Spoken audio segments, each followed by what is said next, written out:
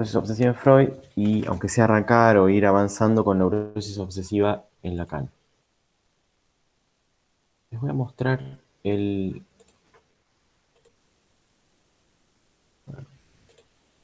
cronograma.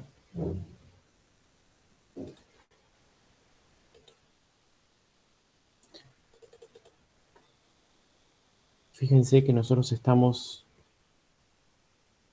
acá. Sí, estamos un poquito atrasados con respecto del cronograma, pero vamos a tener varias clases más de neurosis obsesiva. ¿Sí? Por lo menos dos, además de esta. Entonces vamos a ponernos al día rápidamente. Me gustaría saber cómo vienen con neurosis obsesiva, cómo vienen con este práctico.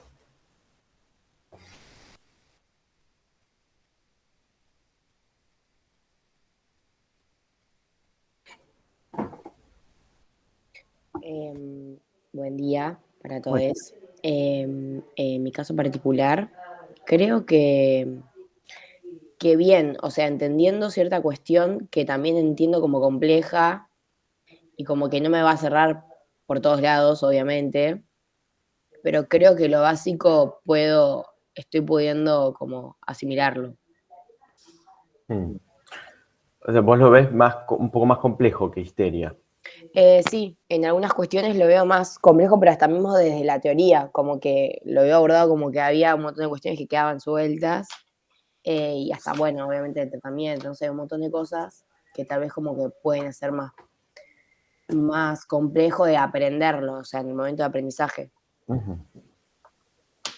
Claro, es mucho más extenso la neurosis obsesiva que la histeria, como mucho más cargado de contenido, pero se puede ir entendiendo a poco, realmente. O sea, tampoco, no lo veo imposible, pero está un Mm. poquito. Un poco parece que nos pasa, en general, nos pasa todos los años, y le pasa un poco a Freud también, que se empieza a obsesivizar, ¿no? El estudio de la neurosis obsesiva. Vieron que Freud va agregando teoría, va agregando teoría, va agregando teoría a lo que se le va escapando, no así con la histeria. Un poco a nosotros también nos pasa. Se van agregando cosas y se van agregando cosas para poder explicar y no entiendo y queda algo que no entiendo, entonces sigo estudiando y no entiendo y bueno. Habría que no obsesivizarse con la neurosis obsesiva, que no nos atrape a nosotros también eso, ¿no? Y hay un montón de cosas que nos cierran, como dijo la compañera, es cierto eso, va a haber que aceptar que hay un montón de cosas que nos cierran. Vamos a ver si lo que hoy vemos de inhibición síntoma de angustia permite no que la teoría cierre, pues no va a cerrar, pero sí cierto acercamiento a la clínica de la neurosis obsesiva. Me parece a mí el texto más clínico, el que puede darles más indicaciones respecto de cómo ver este malestar en los pacientes efectivos que ustedes vayan a escuchar. ¿Se acuerdan que nosotros habíamos terminado la clase pasada con el capítulo 5 del yo y el ello?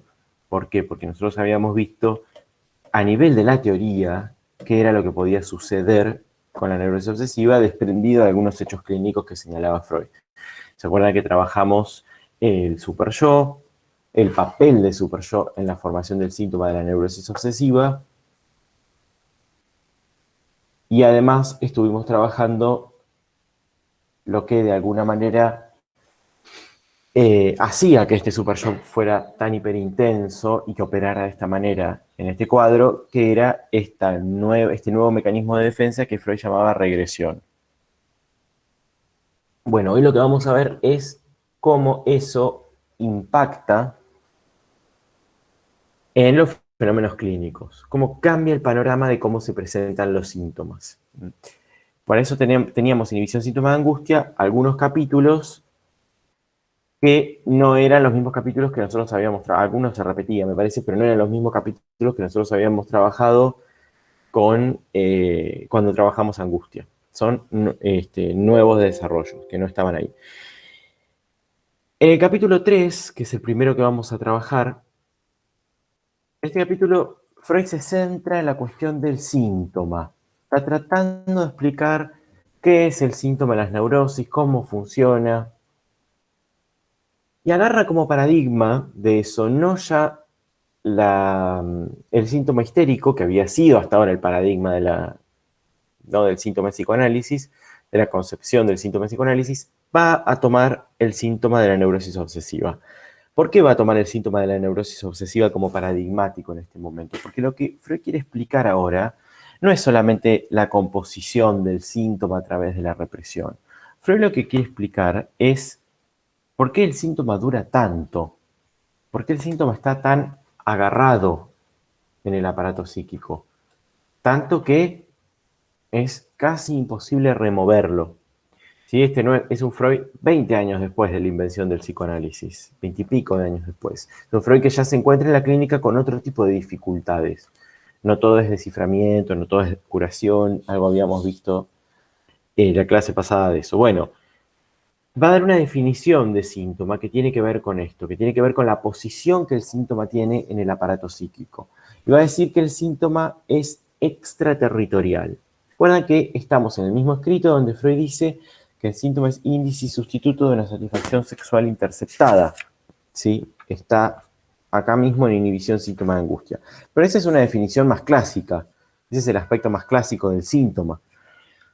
Acá va a agregar algunas relaciones de este síntoma con el yo, con la vida de los sujetos, ¿sí? Y por eso va a decir que el síntoma es extraterritorial. ¿A qué? ¿Cuál es el territorio del que Freud está hablando? ¿El yo? Exacto, es extraterritorial al yo. Esto de extraterritorial es un poco complicado para entender, porque no es que el yo, a ver, el síntoma, el escenario, podemos decir, de la formación de síntoma es el yo, dice Freud. El síntoma lo percibe el yo, incluso uno podría decir que hasta es el yo el que realiza, piensa esa idea obsesiva, ¿sí? Los obsesivos no creen que alguien les meta las ideas en la cabeza, que las piense otras personas por ellos, que... No, es el yo el que las piensa. Hay ahí atribución, ¿sí? Por lo menos del yo. O sea que el territorio en el que se juega el síntoma es el territorio del yo. Ahora bien, el síntoma no está reconocido como parte de la organización yoica. ¿Recuerdan que el yo tenía esta tendencia a pensarse como una organización, como una síntesis? Por supuesto que estos fenómenos muestran que no están así, pero tenía esa tendencia a pensarse de esa manera, a conocerse completamente, ¿no? Uno cree que sabe todo de sí mismo, que bueno, piensa coherentemente, que no se contradice, que es lo primero que vemos cuando empezamos a ver las entrevistas de los pacientes, que se contradicen. Bueno, pero eso es algo típico. Eso es, no se necesita ser neurótico, ni psicótico, ni nada de eso para contradecirse, porque el yo se contradice. Pero hay una cierta ilusión de que no. Entonces tenemos un elemento dentro del yo que es parte de la organización yoica, pero al mismo tiempo no es parte. Sucede en el yo, pero no está integrado a ese yo. ¿Qué es el síntoma? Freud da otro ejemplo y dice que el síntoma es un huésped mal recibido.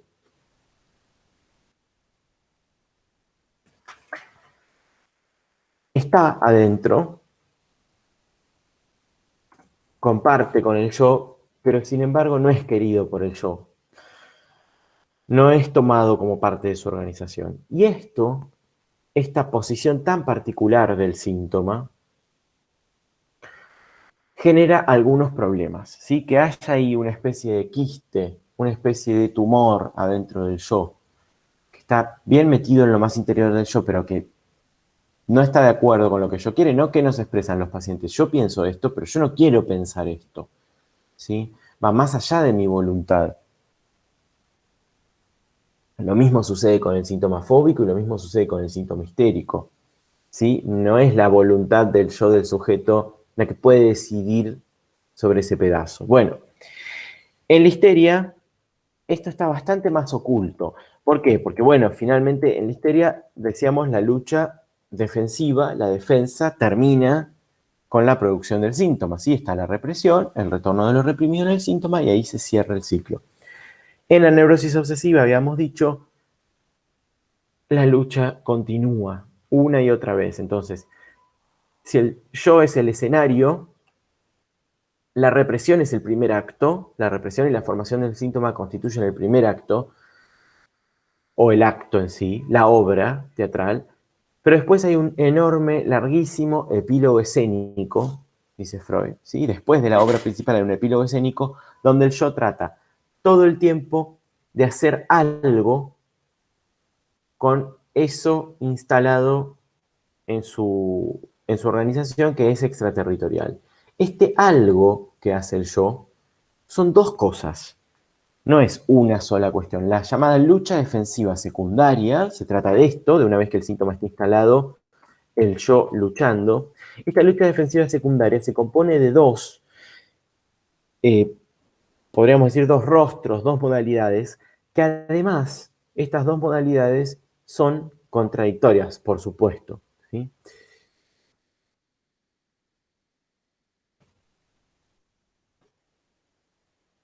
Perdón, profe, ¿esto pasa en la histeria o en la neurosis? No, esto pasa solo en la neurosis obsesiva. En la histeria no hay lucha defensiva secundaria. No. Ok, ok. Se termina la obra y el síntoma queda ahí y punto, ¿sí? Acá es diferente. Acá el síntoma está instalado en el yo, pero las cosas no se cierran ahí, ¿sí? Ustedes vieron que cada vez hay algo más que el síntoma produce, cada vez el síntoma, esa SVAN se filtra, cada vez produce una nueva asociación, cada vez produce un nuevo punto de emergencia de angustia, por lo tanto, hay que seguir reprimiendo. En todo caso, hay que seguir defendiéndose, vamos a decir, no solo reprimiendo. Entonces, hay dos rostros o dos posibilidades que tiene el yo para hacer algo con ese síntoma que se le instaló. La primera es intentar reconciliarse con ese síntoma.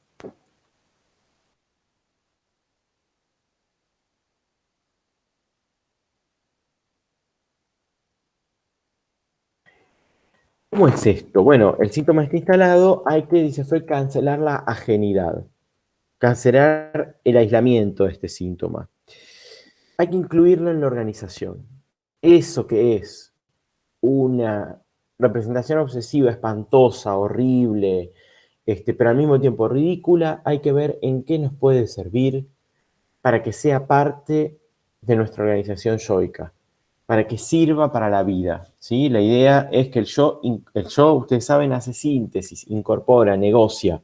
Bueno, la idea es que este síntoma no sea un pedazo ahí ajeno, sino que forme parte de la organización del yo.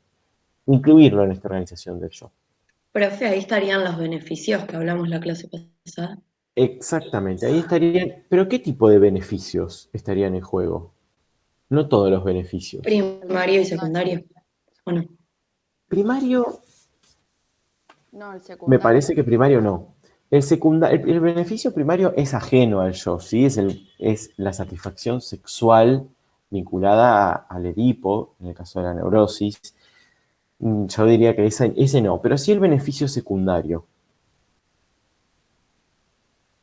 Sí la satisfacción narcisista que puede traer el síntoma.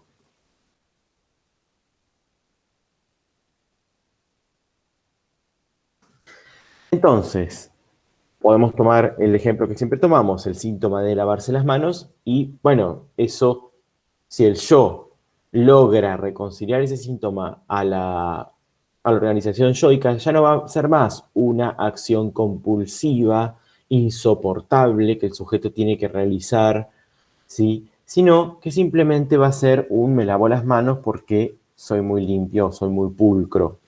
Y el sujeto lo va a vivenciar así. Si yo me lavo 30 veces las manos porque soy muy limpio. Él no lo va a vivenciar como un acto totalmente compulsivo. ¿Sí? A eso se refiere Freud cuando dice que se cancela la ajenidad, ¿no? El síntoma empieza a cobrar valor para el yo. El yo cree que lo realiza por su propia voluntad. Eso es muy importante.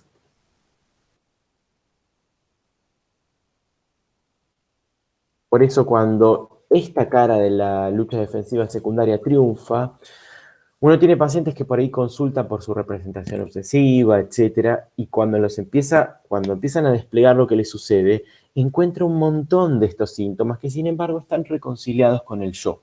El sujeto no los vive como algo insoportable, no los vive como algo extraño, no los vive como algo ajeno.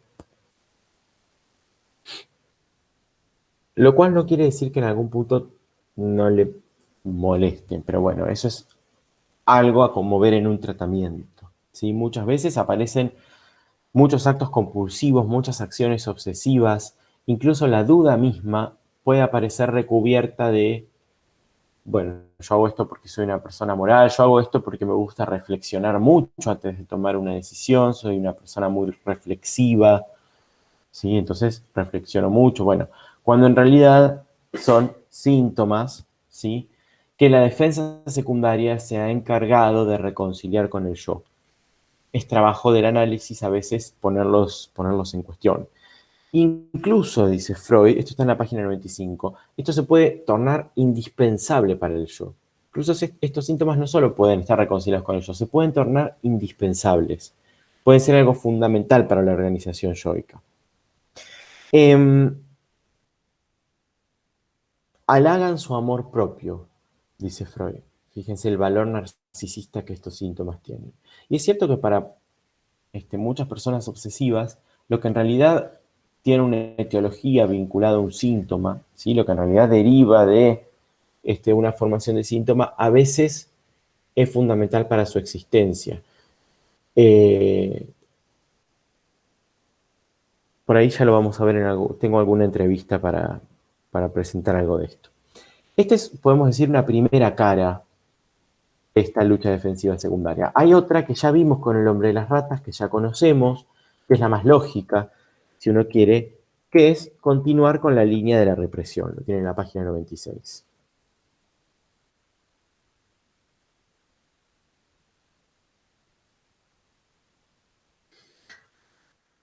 Bueno, no es más que continuar con la misma modalidad de defenderse ahora de los retoños de aquello reprimido, ¿sí?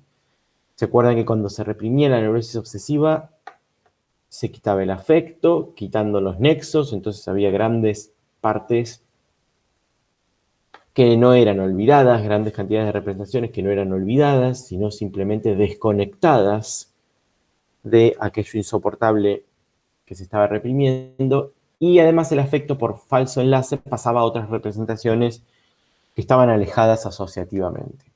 Pero esas representaciones alejadas asociativamente igual eran fuentes donde lo reprimido retornaba, donde el SVAN retornaba, donde la pulsión podía retornar. Entonces había que seguir reprimiendo también esos retoños. ¿Se acuerdan que no alcanzaba con tener la representación obsesiva, por más ridícula que fuera, ¿no? Piensen en el suplicio de las ratas, al padre y a la amada, el padre muerto. Bueno, era ridículo y sin embargo el sujeto se seguía defendiendo de eso, seguía desfigurando cada vez más esa representación obsesiva. ¿Mm? Es decir, la represión no para, no se contenta con eso. No se contenta con producir un síntoma como la histeria. Continúa defendiéndose del síntoma. Nosotros habíamos visto otro cuadro clínico donde esto sucedía de manera bastante similar.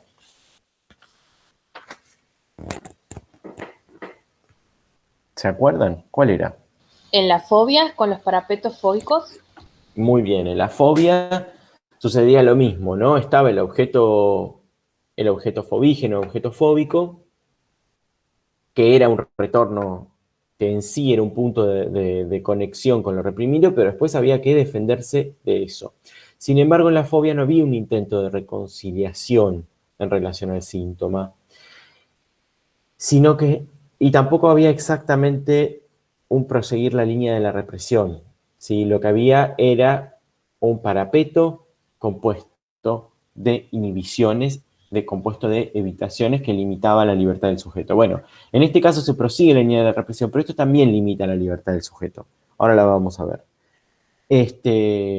¿Por qué se prosigue la línea de la represión? Y porque ese síntoma instalado en el yo está en conexión con lo reprimido, está en conexión con la pulsión, si quieren, con el SVAN. Sigue suscitando angustia en el sujeto. Por lo tanto, se sigue reprimiendo. Cuando yo digo que sigue suscitando angustia en el sujeto, ¿qué tipo de angustia me refiero?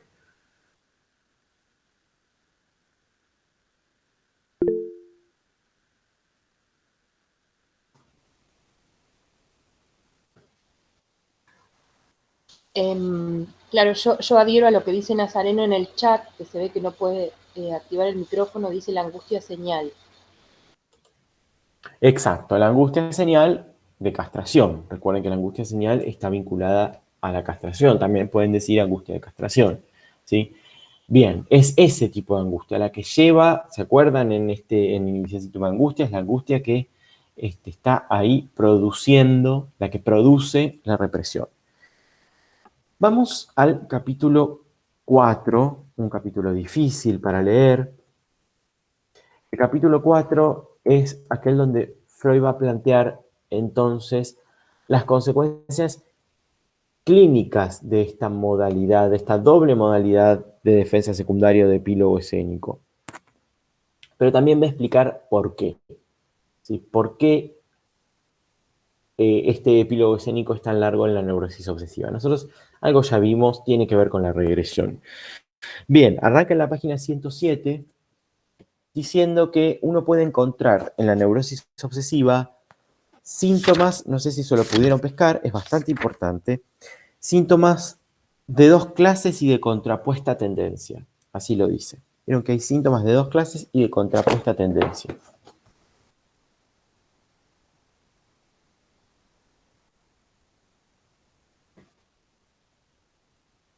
Es una nueva división entonces de los síntomas posibles de encontrar en la neurosis obsesiva. Yo acá pongo A y B, no tiene nada que ver con el A y B del capítulo anterior, ¿sí? Estos síntomas, lo que primero nombra estos síntomas son los negativos. A ver si alguien pudo leer qué son los síntomas negativos.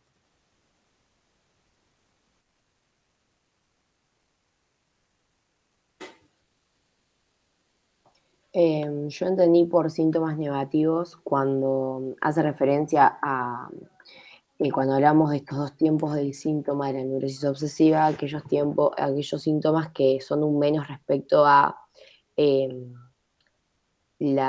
por así decirlo, la denegación de la satisfacción del sujeto. O sea, todo aquello que mueve a la inhibición, al menos de placer, lo asocia con unos síntomas negativos.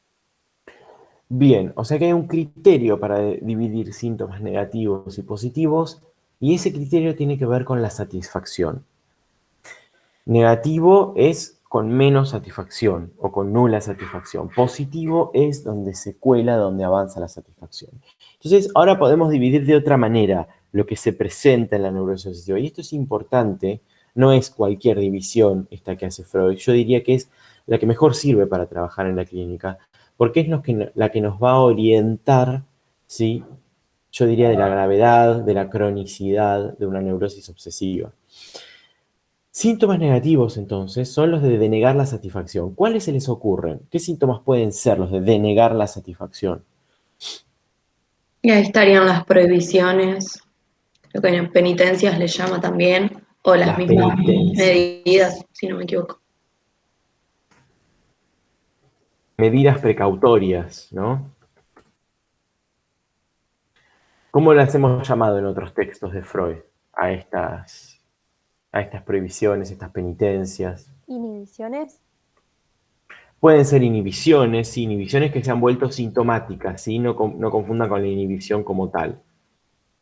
Es un problema que ustedes no tengan el capítulo 1 para leer. Yo voy a ver si para el año que viene lo incluimos. Porque como hay pocos textos, vamos a seguir incluyendo más. No, pero me parece importante. Bien, pueden ser inhibiciones. ¿Qué más puede ser?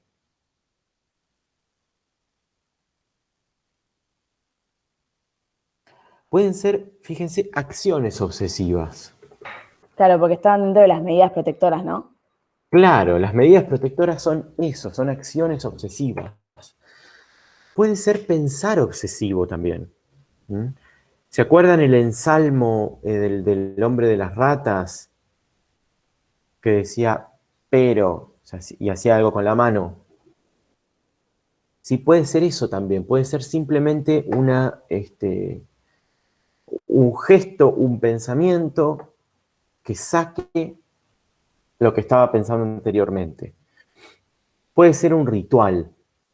¿sí? También puede ser un ritual, a eso se refiere Freud con medidas precautorias, medidas que eviten el avance de los retoños de lo reprimido. Entonces, puede ser un ritual también. Los ceremoniales serían.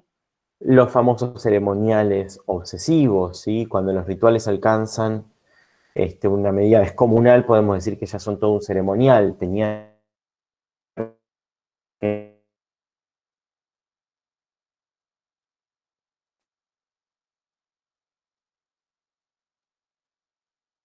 de cosas antes de poder irse a dormir. No se podía ir a dormir si no organizaba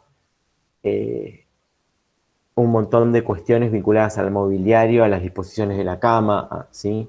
Y Freud ahí interpretaba Profe, simbólicamente que eso tenía que ver con, sí, perdón, pero la verdad es que yo por lo menos no lo escuché bien porque se me cortó. No sé si los demás pudieron escuchar bien lo que dijo. Sí, la última parte se cortó.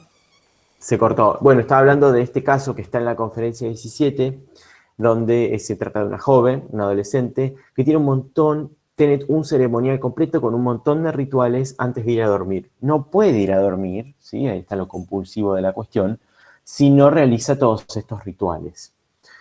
Y todos estos rituales Freud los interpreta en el sentido edípico, ¿sí? Pero lo interesante por ahí no es tanto la interpretación de Freud como la descripción de todos estos rituales. Está en la conferencia 17, lo pueden encontrar fácilmente. Entonces, hay un montón de síntomas en la neurosis obsesiva que parecen no negativos. Y digo que parecen porque sucede algo. ¿Qué es esto que sucede en este segundo tipo de síntomas que obviamente se llaman positivos?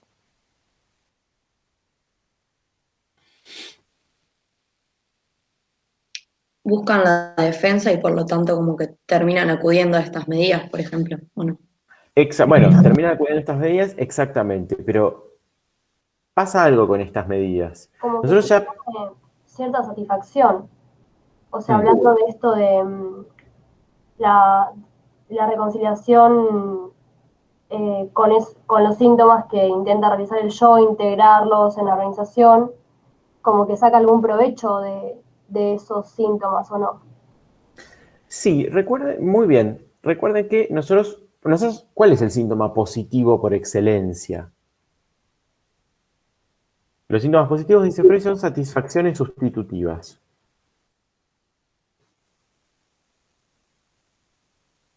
¿Cuál es el síntoma positivo de la neurosis obsesiva por excelencia? ¿La satisfacción en la renuncia? Pero eso sería más una lectura teórica que un síntoma. A nivel de los síntomas, de las descripciones, En ¿qué la dirían ustedes histeria que es? conversiva. ¿Cómo? En la histeria conversiva, ¿o no? En la histeria sería la conversión, sí, sería el síntoma conversivo, ¿no? La parálisis, la hiperestesia, bien. ¿Y en la neurosis obsesiva cuál podría ser? ¿Los ceremoniales capaz? Más fácil que eso, más obvio que eso. la compulsión, Pensar. el esbán sería. Yo lo pensé El, como el desplazamiento. el SBAN no es un síntoma, el SBAN es una característica de la pulsión, que está muy presente en la neurosis obsesiva. Pero ¿cuál es la satisfacción sustitutiva? Llega un paciente a ustedes, ¿no? Y les dice que no puede dejar de pensar en una tortura, con un caño, con ratas, a que le puede suceder a su amada, a su padre. ¿Falso enlace? La representación Falso obsesiva. enlace es el mecanismo, muy bien. La representación obsesiva, ese es el síntoma que nos muestra la satisfacción sustitutiva por excelencia. ¿Sí? Hay otros, por supuesto, pero la representación obsesiva nos muestra en su composición, ¿sí? Cuando ustedes dicen falso enlace, ¿qué es lo que se enlaza a la representación obsesiva? La pulsión, ¿sí? Eso es lo que se enlaza, la energía pulsional. Entonces, la representación obsesiva sustituye, ¿sí? Otra cosa, que el ejercicio de la pulsión sádica como tal, libre, digamos, ¿sí? Que es interceptado.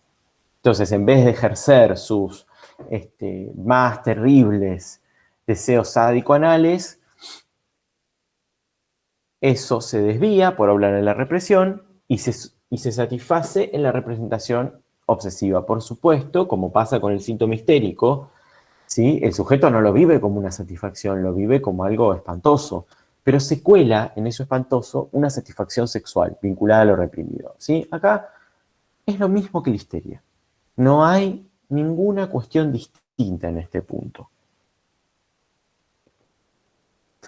Pero decíamos que justamente como esa representación obsesiva tiene relación con lo reprimido, el yo va a continuar su lucha y va a querer defenderse de eso. Bueno, se quiere defender de eso.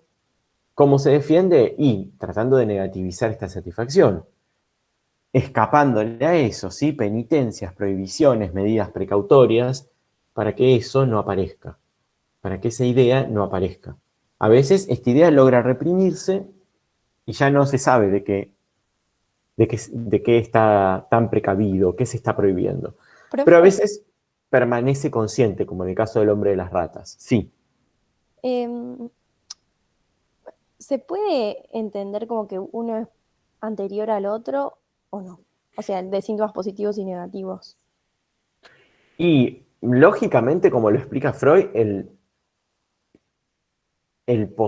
la representación obsesiva debería estar primero.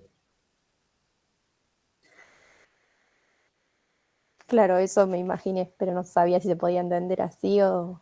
Sí, lo que no sé. pasa es que eso podría confundir porque clínicamente ustedes pueden recibir pacientes que tengan cualquier cosa menos una representación obsesiva y sin embargo se trata de obsesivos. ¿Sí? Y lo que pasa es que esa representación obsesiva puede estar reprimida. Entonces, sí, puede pensarse lógicamente. El Freud dice que los negativos son los iniciales. Fíjate que él dice que los negativos son los iniciales. ¿Por qué? Porque lo que en realidad Freud está tratando de explicar acá no es lo positivo de la satisfacción en la representación obsesiva. Está hablando del epílogo escénico. Está hablando del segundo momento. En el epílogo escénico es cierto, lo que prevalece es lo negativo. Penitencias, prohibiciones, evitaciones, medidas precautorias, rituales, ¿sí? Acciones obsesivas para evitar encontrarse con lo reprimido. Entonces, lo que uno ve en primer plano en el epílogo escénico es eso. Pero ¿qué es lo que sucede? ¿Cómo? Porque la satisfacción, sí, bien digo, vuelve a entrar, aunque el yo no quiera. ¿Y cómo entra?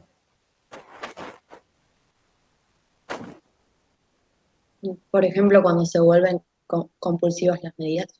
Exactamente, es exactamente eso. Estas medidas, estas prohibiciones, se empiezan a volver compulsivas. El yo tiene que realizarlas sí o sí. ¿Sí? Si ustedes leen ese caso de la chica que hace el ritual antes de ir a dormir, ella no puede dejar de hacerlo, ¿sí? Más allá de su propia voluntad. Entonces, si nosotros decimos que se volvieron compulsivas, es que se llenaron, ¿sí? Del SVAN o de la energía pulsional.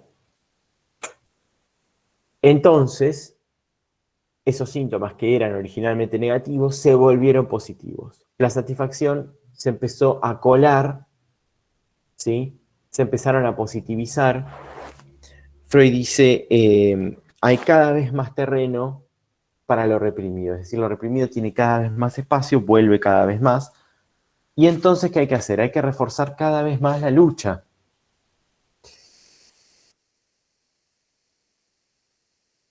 Y Freud se pregunta, ahora vamos a ver cómo termina esto, pero vamos a hacer un paréntesis entonces y ver esta pregunta que se hace Freud, ¿cómo se llega a esto? ¿Sí? ¿Cómo se llega a una persona que trata todo el tiempo de defenderse y la misma defensa se le empieza a volver, los mismos elementos, no la defensa sí, pero los mismos elementos de la defensa se le empiezan a volver satisfacciones sustitutivas, por lo cual tiene que seguir defendiéndose una y otra vez. ¿Sí? Fíjense que esto no termina nunca, no es como en la histeria. Bueno, Freud dice, tenemos una cierta cantidad de mecanismos de defensa en juego, no se trata solo de la represión, en la histeria sí se trata solo de la represión. Y después está la formación de síntoma con la conversión, pero en términos de defensa se trata solo de la represión. Acá se trata de por lo menos tres modalidades que toma la defensa. Por supuesto que la represión, ¿qué otra? Aislamiento. La regresión. Regresión. Ahora vamos a ver qué es el aislamiento. No lo vamos a poner acá ahora. La regresión, que ya algo trabajamos, lo tiene en la página 110 a todo lo que tiene que ver con regresión. Y hay algo más. La elipsis no estaría acá. La A, perdón. Elipsis será. Esto del desgarramiento de los nexos. Esa es la forma en la que la represión actúa, podemos decir. Es bien. la modalidad de la represión. Bien. El aislamiento. El aislamiento y Anulación. la alunación, perdón, están vinculadas a la represión. ¿Sí? Son formas que toma la represión de alguna manera. Son subrogadas las de la represión. Pero hay algo más. Hay otra forma más muy típica de la neurosis obsesiva de defenderse. ¿Puede ser, profe, la formación reactiva? Eso es. Es la formación reactiva. Muy bien. ¿Qué es la formación reactiva?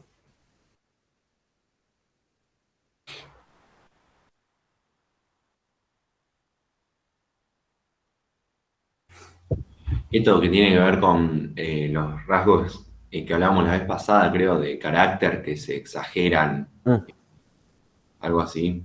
Bien, entonces una persona que ha regresado a su etapa sádico-anal y quiere matar a todo el mundo y tiene impulsos asesinos, ¿sí? Se muestra exageradamente benévola, se muestra agradable, como un buen vecino, como un buen paciente, ¿sí? En el fondo, las cosas son muy diferentes. La formación reactiva, a veces en algunos casos de neurosis obsesiva, funciona lo suficientemente bien como para que no esté todo este epílogo escénico.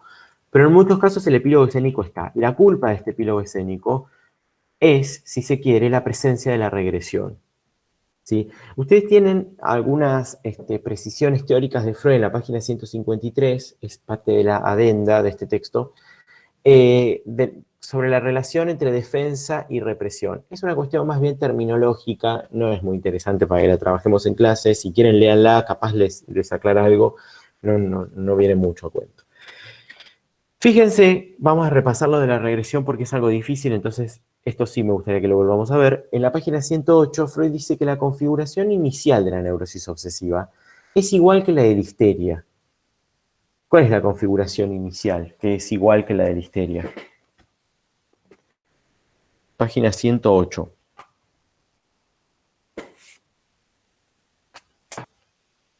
Esta cuestión de que parten en la etapa fálica. Exacto. Configuración inicial igual que la histeria quiere decir que se dan los mismos problemas que nosotros vimos para la histeria. ¿Cuáles eran esos problemas? ¿Cuál era el conflicto en juego? ¿Lo del Edipo era? Oh, está muy bien, el Edipo, ¿sí? Conflicto entre la pulsión y el yo. ¿Se acuerdan? Este conflicto está vinculado a la etapa fálica, como bien dijeron, al Edipo. Y Freud ya había explicado en este texto suficientemente la relación entre la castración y las tendencias sexuales. ¿Se acuerdan? Las tendencias sexuales, la pulsión, si quiere, de realizarse conllevaría un peligro vinculado a la castración que después se podía interpretar en cada uno de maneras diferentes. Pérdida de amor, pérdida de amor propio, pérdida de reconocimiento, pérdida de cosas, lo que sea para cada uno. En la neurosis obsesiva está el mismo conflicto inicial. ¿Qué quiere decir eso? Parte del mismo lugar. Está en la etapa fálica, sucede todo esto. ¿Qué es lo que hace el neurótico obsesivo con esto? Una regresión. Primero hace otra cosa. Primero no, pero principalmente hay otra cosa en juego, que es la represión. O sea, lo mismo que la histeria hace. Perdón, antes de avanzar tengo una duda que me generó con lo que estuvimos viendo. Dijimos que el síntoma genera angustia de castración. No. ¿No dijimos eso? No. A ver, la angustia de castración es previa al síntoma, produce el síntoma. Pero una vez que el síntoma está instalado, ¿sí? Al ser una posición, dice Freud, un lugar donde lo reprimido retorna, eso que retorna de lo reprimido en el síntoma produce más angustia. Pero es angustia de castración. Es angustia de castración, sí. ¿Y cómo puede ser eso posible en este caso? Si dijimos que justo ahora vamos a eso, que el sujeto hace una regresión hacia un estadio previo a la fase fálica precisamente para no tener que temer la pérdida de objeto. Sí, pero que lo haga no significa que eso, al contrario, no es exitoso. Freud marca el fracaso de eso. Es un fracaso absoluto, no le puede escapar a la castración. La regresión es un intento de hacerlo, sin duda, pero es un intento fallido. Sí, no escapa a la angustia de castración. Es un intento de burlarlo que no funciona. Bueno, yo creí que de alguna manera se lograba algo con eso. No. Así que si estás pensando en hacerlo, no lo hagas, porque no funciona. ¿Qué sucede entonces? Acá hay toda una cuestión sobre la que es mejor no enredarse, donde Freud habla de un factor constitucional en la neurosis obsesiva. Es decir, que los neuróticos obsesivos ya traerían este factor constitucional, que es que la organización genital es endeble y una primacía de la zona anal y de las tendencias sádico-anales. Yo diría que no es bueno pensarlo así, mejor pensarlo como una posición del sujeto en relación a eso, una decisión del sujeto de, frente a la amenaza de castración, salir corriendo, si se quiere, decirlo de una manera coloquial, salir corriendo hacia una organización previa. Mejor pensémoslo como una decisión del sujeto, no consciente ni nada, pero una decisión del sujeto más que como un factor constitucional. ¿Sí? Lo que dice Freud es, no alcanza con reprimir para estos sujetos, como sí para los sujetos histéricos, no alcanza con reprimir, además se rechaza toda la organización fálica. Toda la organización genital fálica es rechazada. Todo lo que la organización trae de sí, ¿sí? Es rechazado y se regresa hacia el estadio sádico-anal. Eso no sucedía en la histeria, donde nosotros veíamos la presencia de este par falocastración en todos lados, ¿sí? ¿Se acuerdan del papel fundamental que tenía para Dora la enfermedad del padre, la posibilidad de ella estar enferma, el peligro que eso tenía, la impotencia del padre? Bueno, todos estos elementos vinculados a lo fálico, más allá de que su zona privilegiada fuera la boca, incluso la boca tenía una fantasía, ¿sí? Vinculada a la sexualidad de la etapa fálica. ¿Sí? De ahí era que Freud había deducido la cuestión de la impotencia del padre. Bueno, todo eso que sucedía en la histeria, que nosotros vimos en Dora, acá cobra otra tonalidad. Si quieren, el contenido de esa pulsión se hace diferente. Y ese contenido de la pulsión está vinculado a esta etapa previa que nosotros habíamos señalado como etapa sádico-anal. Hay una explicación metapsicológica de esta regresión.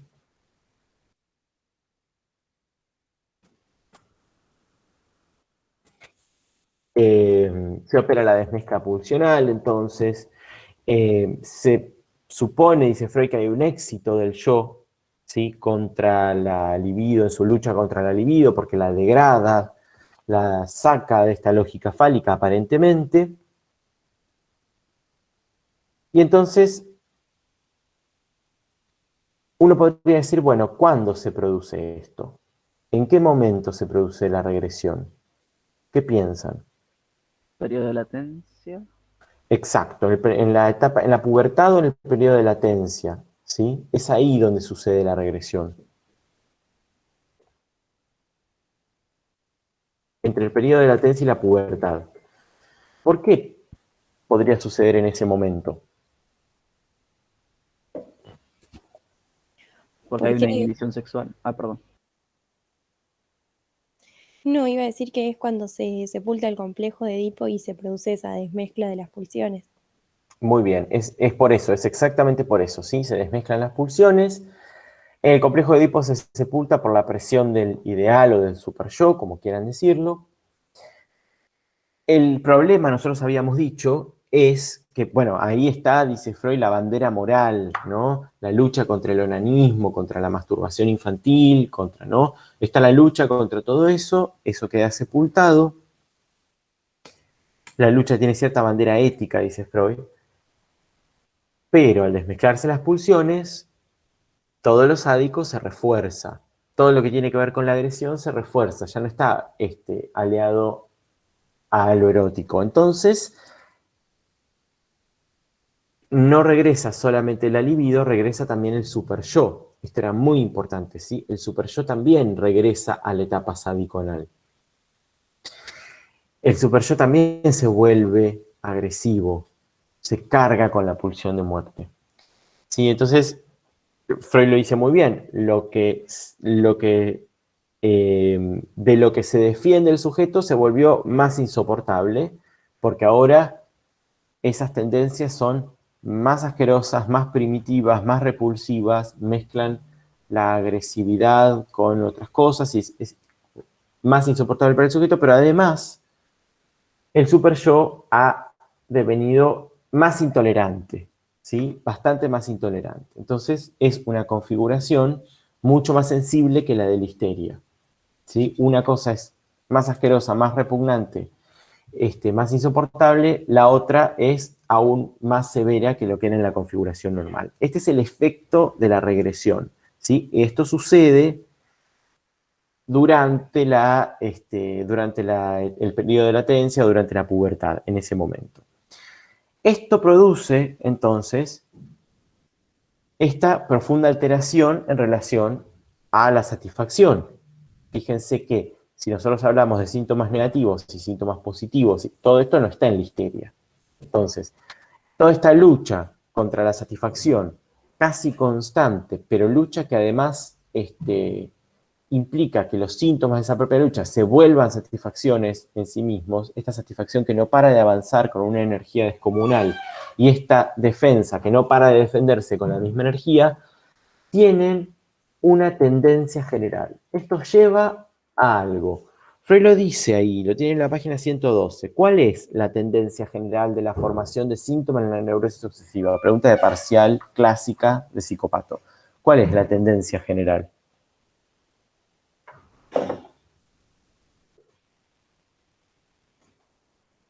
Como que el yo se limite cada vez más y que no, o sea, haya limitación en la acción en todo sentido y que haya satisfacción en cosas que, por ejemplo, esto en previsiones, medidas precautorias que en sí no traerían ninguna satisfacción para el yo.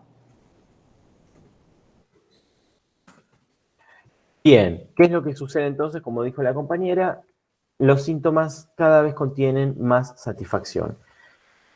Estos síntomas que eran negativos de prohibición se van llenando cada vez más de satisfacción sustitutiva, hay que seguir reprimiendo, pero además las satisfacciones del sujeto como tales cada vez se viven más en el síntoma. El síntoma es cada vez más la vida sexual de los enfermos. ¿Sí? Cada vez se va reduciendo el ámbito de las satisfacciones del sujeto a sus síntomas, que van proliferando además. Piensen en todas las satisfacciones sustitutivas que tiene una persona, que no son solo los síntomas. Hay muchas otras satisfacciones sustitutivas. Bueno, estas satisfacciones sustitutivas se van limitando cada vez más al síntoma.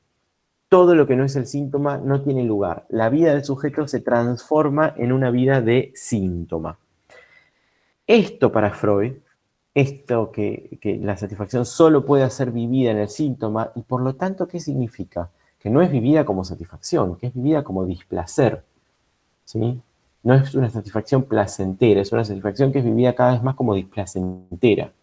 Se reducen los placeres en la vida del sujeto. ¿Cómo? Satisfacción en la renuncia, mira esto. Bueno, exactamente. Entonces, esta satisfacción primaria que se cuela ahí, este beneficio secundario que también se cuela, sin embargo, ¿sí? Dejan cada vez más lugar a una satisfacción en la renuncia. Y esta satisfacción en la renuncia, que no conlleva ningún placer, ¿sí?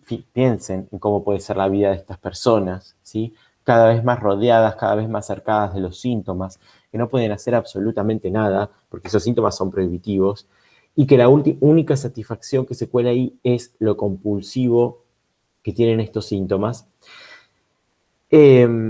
implica, obviamente, estamos hablando de casos graves de neurosis obsesiva, ¿sí? Casos gravísimos. Implican, obviamente, una satisfacción de la renuncia, podemos decir casi un triunfo de la pulsión de muerte.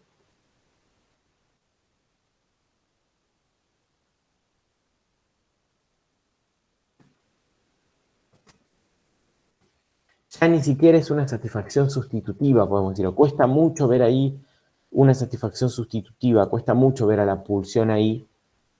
Solo se ve esto compulsivo insoportable de la pulsión, que es la pulsión de muerte.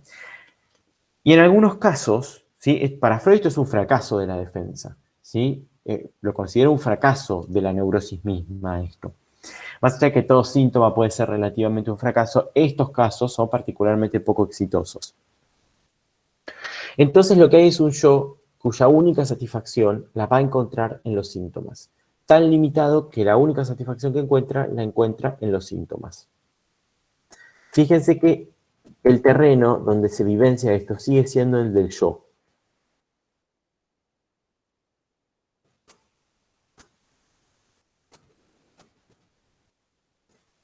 Y entonces se puede llegar a lo que Freud nombra como temido resultado final.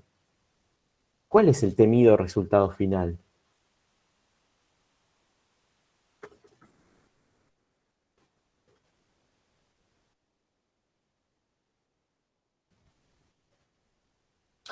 El temido La resultado parálisis final. de la voluntad del yo. Bien, ¿qué puede ser la parálisis de la voluntad del yo? Eso dice Freud, sí.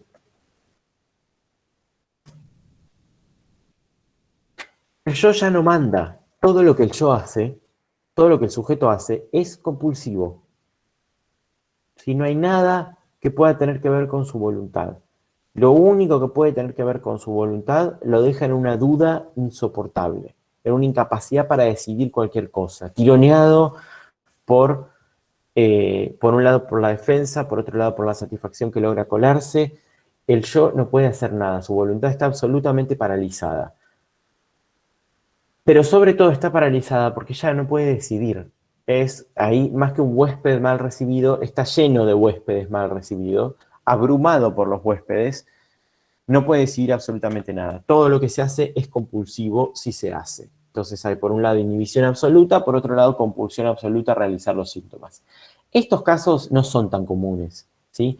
Graciela Napolitano tenía un nombre para estos casos y decía que eran casos de neurosis obsesiva maligna. Lo que ella quería decir con esto es que en estos estados y en estos casos el psicoanálisis no puede hacer mucho. Por no decir que no puede hacer nada en realidad cuando se ha llegado a esta instancia. ¿Sí? Son casos donde es muy difícil que se pueda realizar algún tipo de intervención o de movimiento. A veces consultan, tampoco es muy fácil que consulten. Imaginen que tienen un yo cuya voluntad está paralizada, ¿sí?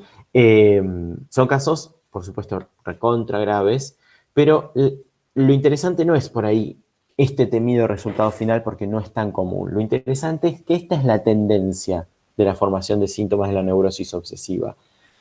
Es decir, que si algo no para esta tendencia de la formación de síntomas, se llega a este resultado final.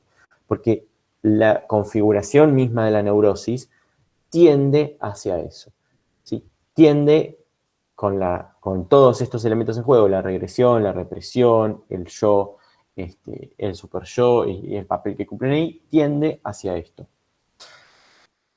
A paralizar la voluntad del yo. Tampoco es una parálisis de las funciones del yo, ¿sí? Es una parálisis de la voluntad.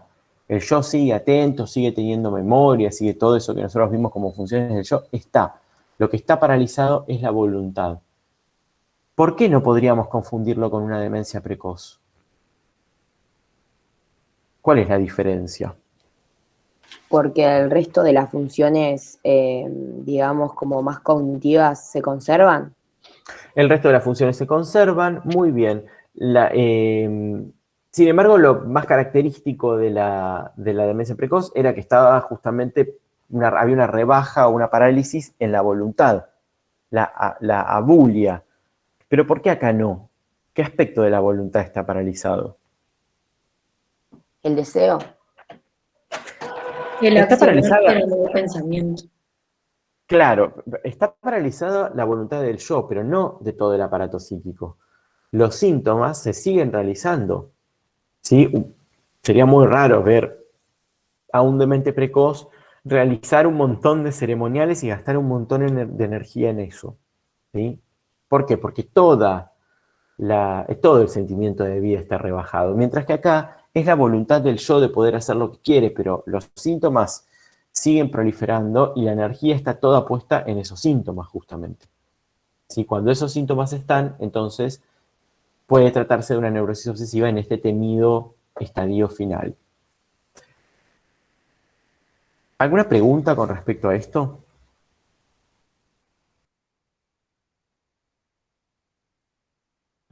Profe, yo no entiendo, digamos, usted dijo que la parálisis de la voluntad del yo sería como algo que no suele suceder o que es muy grave, algo así, ¿no? Sí. Esto no se ve, por ejemplo, en El nombre de las ratas, porque el tipo, digamos, tenía una decisión que lo tomaba de no sé cuántos años y estaba ahí parado, digamos, ¿no? Sí, sí, es cierto. Y bueno, es una cuestión yo diría, como todas las cuestiones cuantitativas son un poco difíciles de determinar acá. Pero fíjate que el hombre de las ratas, por una razón u otra, tenía a su amigo al que le contaba las cosas, pudo consultar a Freud, obraba muy bien en el regimiento. Yo diría que hay casos mucho más graves. Está bien, se ve clarísima la tendencia general de la formación de síntomas de la neurosis obsesiva, pero esta parálisis de la voluntad del yo diría que hay casos donde realmente no pueden hacer absolutamente nada en sus vidas, salvo los síntomas. Creo que el hombre de las ratas tenía algunas otras cosas que no eran solo síntomas en su vida. Pero bueno, sí, es posible pensarlo, es una consideración de grado, simplemente. Claro, buenísimo. Bueno, gracias. Vamos con las técnicas auxiliares de la represión. Así las llama Freud, que están en el capítulo 6. Lo que ustedes tienen que estudiar en el capítulo 6 es esto. Las técnicas auxiliares de la represión en la neurosis obsesiva. Freud dice que son un subrogado de la represión. Es decir, que uno no podría pensarlos como mecanismos de defensa aparte de la represión. Están íntimamente vinculadas a la forma en que la represión actúa en la neurosis obsesiva. Y Freud inicialmente dice que se dan en la esfera motriz, las dos. Para las dos hay algo, ¿sí?, que tiene que ver con el movimiento del cuerpo, con realizar algo con el cuerpo, incluso para la primera, que es el aislamiento. Habíamos dicho que el escenario del síntoma era el yo, y eso estaba claro. Entonces, Freud dice, bueno, en este mismo yo nosotros podemos ver algunas características que muestran que la represión, incluso en su fase inicial, incluso en el comienzo, sí, ha fracasado. Esto, que la represión ha fracasado en su fase inicial, quiere decir que aparecen estas otras técnicas auxiliares para un poco arreglar lo que la represión no ha hecho del todo bien ya desde el inicio. Es decir, no se necesita llegar al temido resultado final para que uno pueda ver que la represión ha fracasado. Cuando aparecen estas técnicas es que no ha sido suficiente la represión. La primera de ellas, Freud la llama anular lo acontecido. Y tiene que ver, dice Freud, con la magia negativa. Ustedes vieron Tótem y Tabú en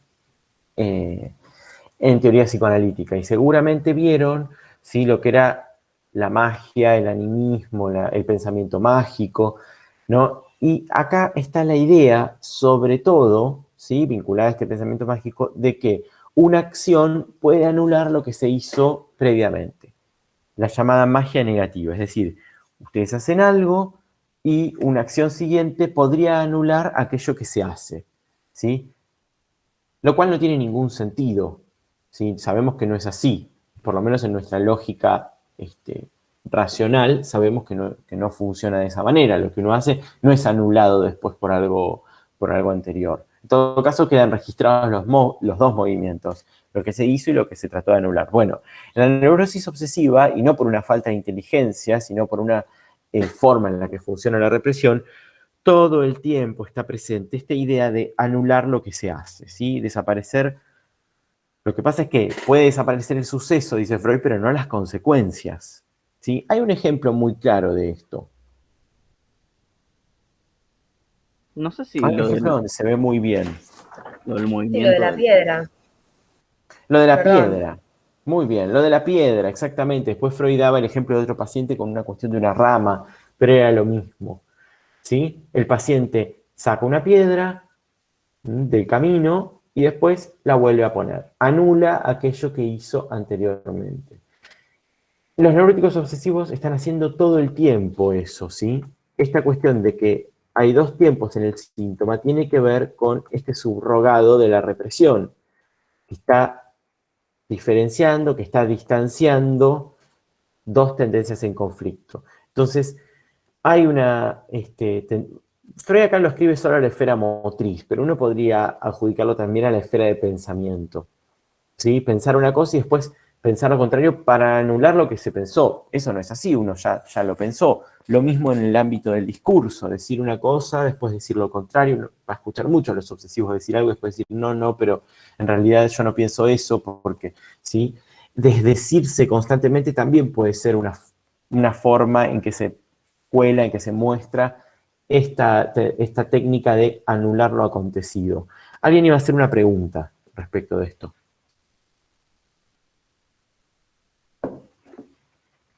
Profe, no sé si alguien quería hacer una pregunta, pero yo tengo una duda. Sí. Esto de los dos síntomas, o sea, anular lo acontecido, ¿podría volverse o ser un ritual o nada que ver?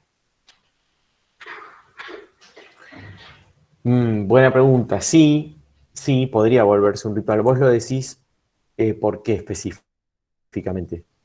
Claro, o sea, como acciones obsesivas que se vuelven constantes y que tengan esto de la razón de querer anular algo acontecido, etcétera. O sea, no sé, se me ocurrió. ¿No? Por ejemplo, pensar algo y después pensar lo contrario todo el tiempo. O pensar lo Sí, contrario para, o sea, en realidad lo pensaba más en acciones, o sea, ya sea lavarse las manos o un ritual específico de la persona, no sé. No, Sí, bueno, puede ser. En general los rituales y las medidas precautorias están justamente para precaverse, están un paso antes de que aquello que se quiera anular aparezca. Son más evitativos, pero puede ser que alguno de ellos tenga esta forma, ¿sí? De ser posterior a justamente que suceda eso que se quiera anular. Puede ser. Lo importante de anular lo acontecido es que nosotros vemos que las dos tendencias están en juego. ¿Sí? Que la represión actúa de tal manera, en la histeria no vemos nada de esto, ¿sí? No está presente de ninguna manera esto en la histeria. En la histeria lo que se quiere anular está bien reprimido, bien olvidado, no aparece. Acá aparecen los dos elementos. Lo vemos, si quieren, en acción. Lo que en la histeria ya lo vemos hecho, acá lo vemos actuando. Hay otra medida, técnica auxiliar, que es la del aislamiento.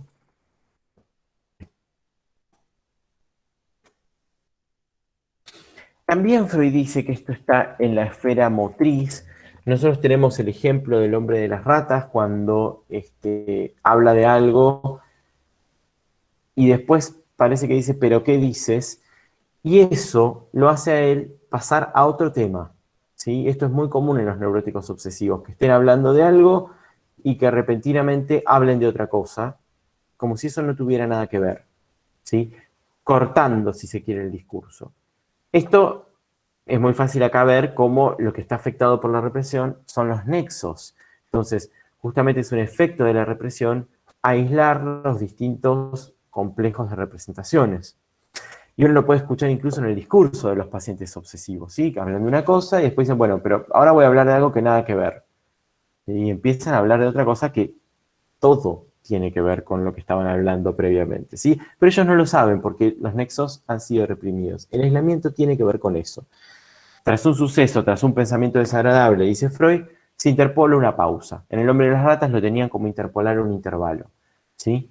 Una pausa que permite, evidentemente para ellos, para los neuróticos obsesivos, alejar una cosa de la otra, ¿sí? Como si no tuvieran nada que ver. Y así acentuar, ¿sí?, la acción de la represión. Refuerzan la represión. Profe, esta característica, por ejemplo, ¿no? O sea, que la podemos escuchar, ¿qué tan diferente se presenta en la clínica, por ejemplo, con un discurso que hablábamos donde en la esquizofrenia faltaba asociación? O sea, es brutalmente Bien, es una buena diferente. pregunta. Hay que hacer ahí muy bien, hay que hacer ahí un diagnóstico diferencial entre el telegrama mal redactado de la neurosis obsesiva y el discurso esquizofrénico, ¿sí? Hay que ver también, hay discursos esquizofrénicos que son directamente lo que se llama ensalada de palabras, es decir, una palabra tras de otra que no tiene ningún sentido. Hay otros donde lo que está alterado es, por la falta de representación meta, lo que está alterado es la organización en general del discurso, por lo cual la organización del discurso del obsesivo no está alterada, ¿sí? Lo que pasa es que están estos nexos que parten, si se quiere, lo fluido del discurso. Pero es cierto que hay en algunos casos de esquizofrenia, lo que se ve son que, ¿qué es de la esquizofrenia lo que nos podría dar a nosotros la dificultad para compararlo con una neurosis obsesiva? ¿Qué elemento? ¿Qué trastorno de las asociaciones? Como diferencia, decís vos, no entendí la pregunta. Recuerdan que hay distintos trastornos de las asociaciones en la esquizofrenia.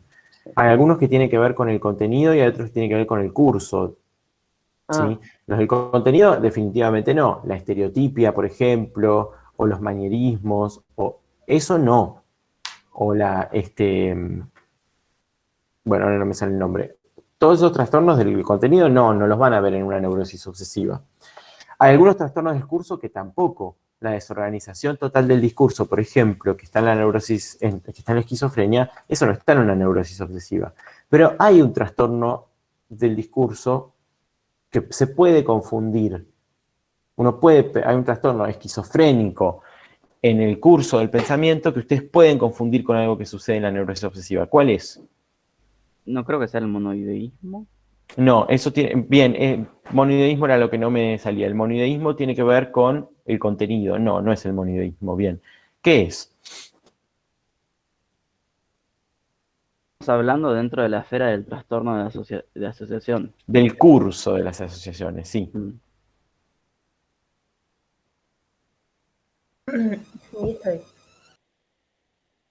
No escuché. No, yo iba a decir lo de la pérdida de la idea directriz, pero no creo que sea eso. No, los neuróticos obsesivos no pierden la idea directriz. Yo, profe, lo relaciono con algo que decía de que estaba como, las asociaciones como que estaban imantadas a ciertos complejos. Sí, bien. No me acuerdo cómo se llamaba eso. Había un fenómeno propio de la esquizofrenia, justamente porque las asociaciones van a un complejo o al otro. La ambivalencia, ¿no puede ser? ¿Algo de eso? Algo de la ambivalencia puede estar. Yo la ambivalencia lo vería más en anular lo acontecido, ¿no? Porque ahí aparecen los dos, Claro, sí. los dos elementos. Yo diría que lo más parecido, lo que nos puede crear más confusión entre el aislamiento obsesivo es el bloqueo esquizofrénico. ¿Se acuerdan que los esquizofrénicos, justamente porque las asociaciones estaban divididas en complejos y no fluían, no había un curso fluido, tenían bloqueos, ¿sí? Entonces, por ahí se quedaban en absoluto silencio. Algo de eso puede pasar en la neurosis obsesiva. Puede pasar que vengan hablando y se queden en absoluto silencio y comiencen a hablar de otra cosa. Eso no es un bloqueo esquizofrénico, porque lo que lo está determinando no es un trastorno de asociaciones, es el accionar de la represión. Pero es cierto que clínicamente puede confundirse. ¿Cómo lo diferenciarían entonces? Por todo lo demás, ¿sí? Todos los demás elementos del discurso en la esquizofrenia están y en la neurosis obsesiva no. Pero es cierto que el bloqueo esquizofrénico puede confundirse con el aislamiento cuando uno escucha a un paciente. La diferencia es que en la neurosis obsesiva todo lo demás no está, ¿sí? No pierde la idea directriz, no tiene monideísmo, no tiene estereotipias, todo, ¿sí? Todo eso no está presente. Bien. Bueno, no hay nada más que sea fundamental e importante de este texto. Nosotros ya vimos el capítulo 9, donde nos había quedado claro que el síntoma estaba ahí para defenderse de la angustia en algún punto, ¿sí? El síntoma evitaba la aparición de la angustia. El ejemplo era justamente el síntoma de lavarse las manos, entre algunos casos de obsesión. Entonces eso ya lo trabajamos y no hay mucho más para decir al respecto. Si les parece, podemos hacer un recreo ahora, que son las 9:18. Podemos hacer un recreo hasta las 9:30 y a las 9:30 volvemos con... podemos volver con neurosis obsesiva en Lacan, ¿sí? Arrancamos con neurosis obsesiva en Lacan. ¿Les parece? ¿Están de acuerdo? Dale, Sí. buenísimo. Bien, 9:30 entonces volvemos.